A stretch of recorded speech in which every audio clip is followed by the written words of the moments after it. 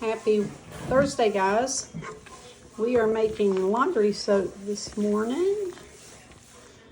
So everything is about melted in here. So now we can add our dry ingredients.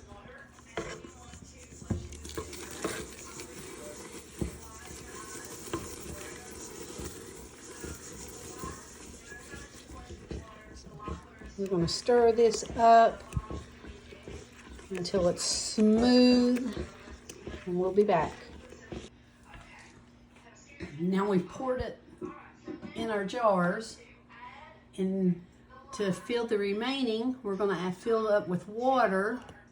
Then we're going to screw the tops on, turn this upside down, and let it sit for about 4 hours, and then we'll be ready to mix and blend. Now we just added the bottom part of the blender screw top to the jar and mixed that whipped it up for about 30 seconds, and look how good that looks. And a tablespoon of this, we should get about 60 to 70 loads of laundry.